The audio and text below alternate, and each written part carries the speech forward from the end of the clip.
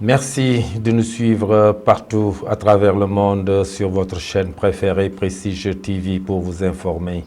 Au sommaire de cette édition, renforcement de capacité à Thiès, les populations ont bénéficié d'un atelier pour connaître les attributions et les dispositions à prendre sur l'exploitation minière, gazière et pétrolière. Et puis, déclaration de politique générale, le Premier ministre a fait face aux députés à l'Assemblée nationale. Les avis entre opposition et mouvance présidentielle sont partagés. La page de l'actualité nationale avant celle de l'actualité internationale et la page des sports viendra boucler ce journal dans un court instant, le développement.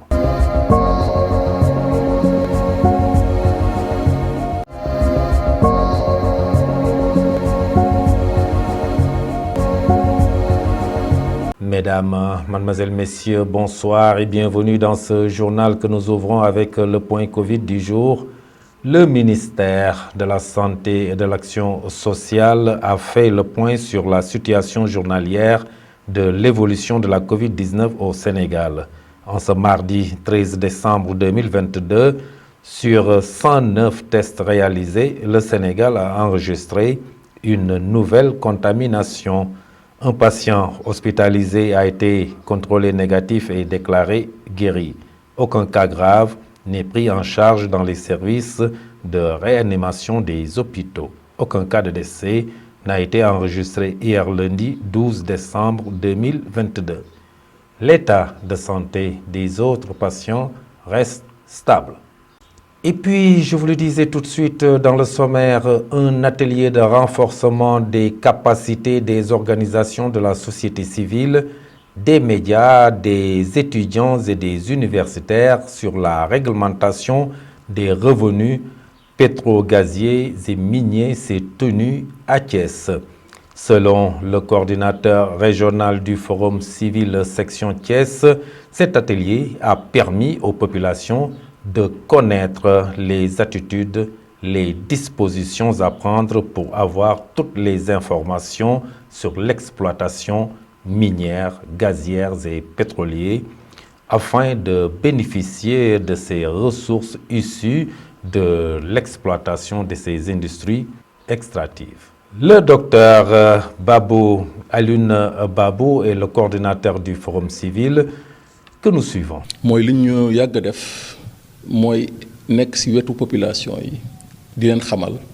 Cet atelier a permis aux populations de connaître les attitudes, les dispositions à prendre pour avoir toute l'information sur l'exploitation minière, gazière et pétrolière afin de bénéficier de ces ressources issues des industries extractives.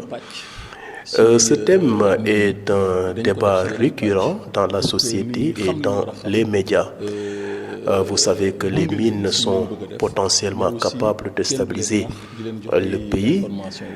C'est pourquoi le Forum civil a organisé cette rencontre pour sensibiliser les acteurs de la société civile et les médias sur la réglementation des revenus tirés dans le secteur minier au Sénégal.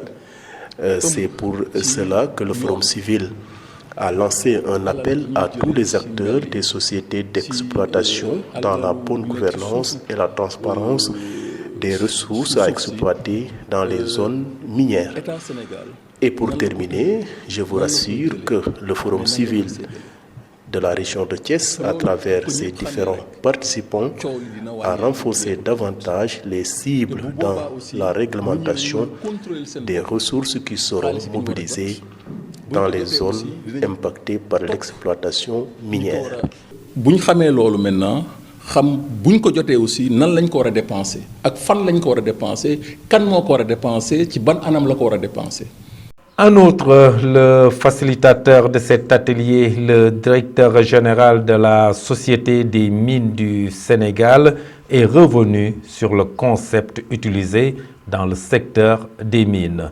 Ces concepts permettent aux participants de comprendre les mécanismes sur toute la réglementation qui a été mise en place par l'État du Sénégal pour arriver à une redistribution des revenus dans ce secteur. Docteur Ousmane Cissé est le directeur général de la Société des mines du Sénégal. Je vous propose de le suivre. dafa ni wane ni waxtaan bi am na solo ndax wax solo bi mooy xam nga ni lii nga xam ne jëm na ci wàllu mine wàllu pétrole ak lépp. Nous, en tant que facilitateurs de cet atelier et directeur général de la Société des mines du Sénégal, ce qu'on a fait aujourd'hui à Thiès permet aux participants de comprendre les mécanismes sur toute la réglementation qui a été mise en place par l'État du Sénégal pour arriver à une redistribution des revenus dans ce secteur. On a également insisté sur d'autres sujets qui touchent les mines, comme la question du fonds d'appui au secteur minier avec les collectivités territoriales et celles liées aux revenus pétro-gaziers, le contenu local, entre autres. En tout cas, nous ne comptons pas s'arrêter en si bon chemin, car il est prévu d'autres sessions de renforcement des capacités avec ce nouveau projet dans les zones ciblées à l'intérieur du pays. 3 mois après sa nomination, le Premier ministre Amadou Ba était hier face aux députés à l'Assemblée nationale pour communiquer sur sa politique générale. Dans sa déclaration, l'accent est mis sur l'éducation, la santé, mais aussi sur la cherté de la vie. L'opposition n'a pas été tendre avec le Premier ministre. Mame Mbaye Gueye est responsable politique de l'APR à Thiès. Elle exprime sa satisfaction sur la déclaration de politique générale du Premier ministre. Elle est au micro de Isaac Dabar et de Fatou Kenyan. La déclaration de politique générale du Premier ministre, M. Amadou Ba, est passée comme l'eau à la bouche, très facile. Même l'opposition a apprécié la déclaration de politique générale. Mais tout était clair et limpide. Il a parlé de l'éducation, il a parlé de la santé, il a dit tout ce que le président a fait sur le social. Vous savez, la politique du président repose sur 2 points. L'équité sociale et l'équité territoriale. Essayer de faire de telle sorte que ceux qui étaient laissés en rade maintenant viennent au devant de la scène, parce que nous sommes tous des Sénégalais.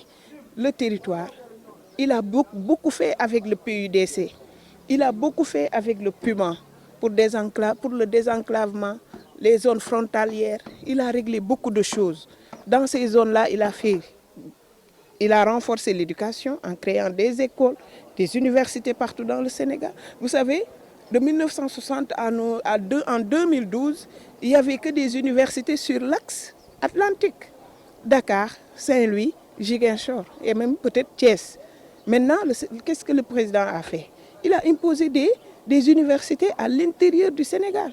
Le Sénégal oriental en a, Matam on en a, partout, le Sine Saloum aussi, au centre du Sénégal. Tout ce que le président a fait pour le Sénégal, c'est à saluer.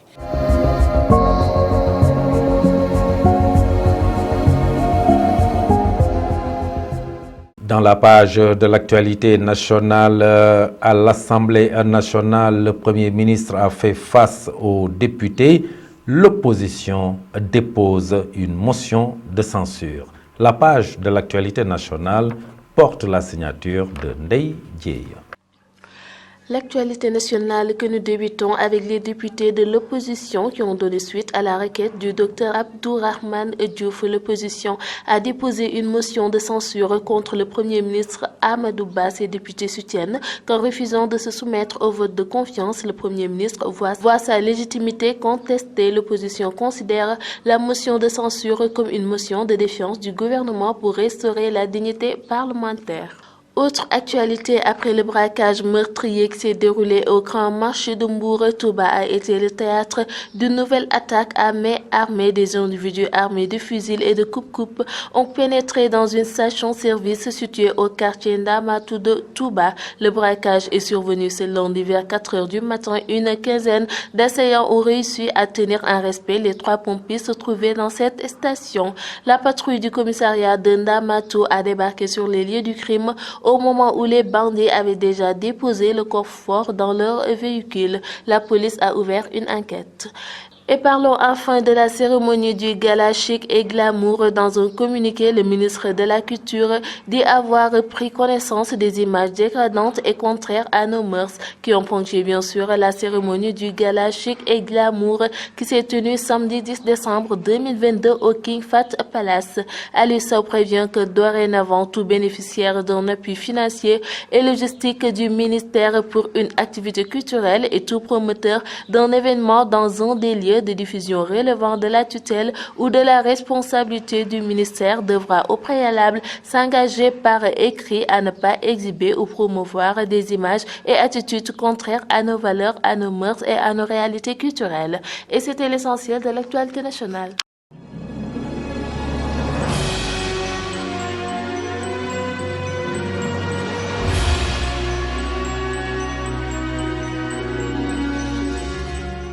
Et sur l'international, ouverture du sommet États-Unis-Afrique en présence d'une 50aine de chefs d'État. L'international, c'est un round-up signé Isaac Dabar. Guinée, l'ex-dictateur Camara crie au complot au procès du massacre de 2009. L'ex-dictateur guinéen Moussa Dadis Camara a nié ses responsabilités lundi et crié au complot lors de sa première déposition devant le tribunal qui les juge avec une dizaine d'autres sous le regard captivé de tout un pays pour l'effroyable massacre de septembre 2009. Le capitaine Camara, sous lequel a été écrite l'une des pages les plus sombres de l'histoire contemporaine de la Guinée qui n'en manque pas, en a appelé à Dieu devant les magistrats. Si c'est vous qui m'avez donné le pouvoir, si j'ai tué au stade du 28 septembre, Dieu, je ne mettrai pas le pied en Guinée, je veux mourir sans que le jugement-là n'ait lieu.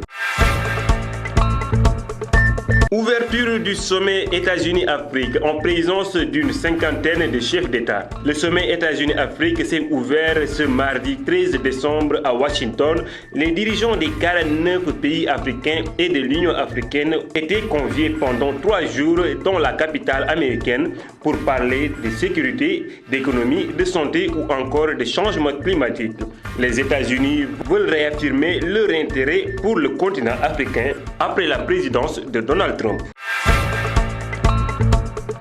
Toujours avec les États-Unis qui vont débourser 55 milliards de dollars sur 3 ans pour l'Afrique.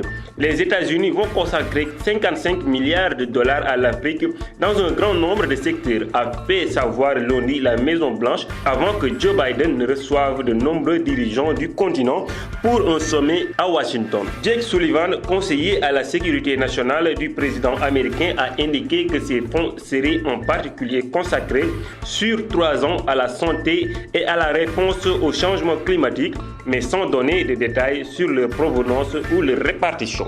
Voilà ce qui me fait.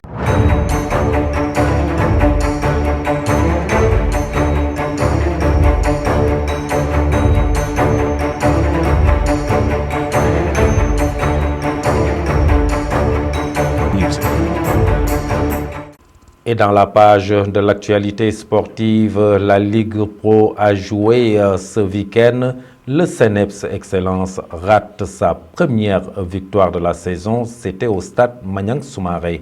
La page de l'actualité sportive, c'est avec Adji Aramsek.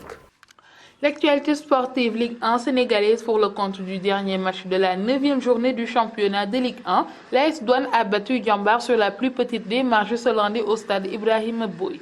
Il aura suffi moins d'une minute au Gaboulou pour passer devant au score dès le début du match sur un but de Saliou Gueye. Quelques minutes plus tard, le joueur de l'AS Douanes va récidiver à la 33e minute pour signer le deuxième but de son équipe et donner un avantage confortable au Gabolou devant le Diambar juste avant la pause. Malheureusement, le temps va manquer à Diambar qui concède sa 4e défaite en championnat et rate par la même occasion le coche. Toujours dans le championnat sénégalais s'agissant de la Ligue 2, cette fois-ci, la suite de la 9e journée de Ligue 2 s'est déroulée ce lundi avec 3 rencontres au programme. Après le match nul de l'AGEL de Rufisque contre Port ce dimanche, Amitié FC qui se retrouvait 3e à 2 points du leader avait l'opportunité de prendre les rênes du championnat en cas du succès contre Mbour Petite Côte ce lundi. Le nouveau club de Demba n'a pas raté l'occasion et s'est imposé 1-0. Amitié FC est premier avec 18 points devant AGEL de Rufisque et Diamono de Fatick qui comptent chacun 17 points à l'issue de cette 9e journée. Terminons cette note sportive en parlant du championnat du monde de football des sourds. Qualifié pour la phase finale du championnat du monde des sourds et muets après avoir terminé à la 5e place au classement général des Jeux olympiques des sourds qui s'étaient déroulés au Brésil au mois de mai 2022, le Sénégal, champion d'Afrique en titre, connaît désormais ses adversaires à l'issue du tirage au sort qui a été effectué. En effet, les protégés de Souleymane Bara Fomba sont logés dans le groupe D et partagent leur poule avec la France et l'Australie. La 3e équipe du groupe D sera connue au mois de mars prochain. Notons que cette 4e édition se jouera du 23 septembre au 7 octobre 2023 à Kuala Lumpur en Malaisie. Mesdames et messieurs, c'en est tout pour cette note sportive. Merci beaucoup Adji Aramsek pour cette page sportive qui vient boucler ce journal que j'ai eu l'honneur de vous présenter. Merci de l'avoir suivi. Passez une excellente fin de soirée. Au revoir.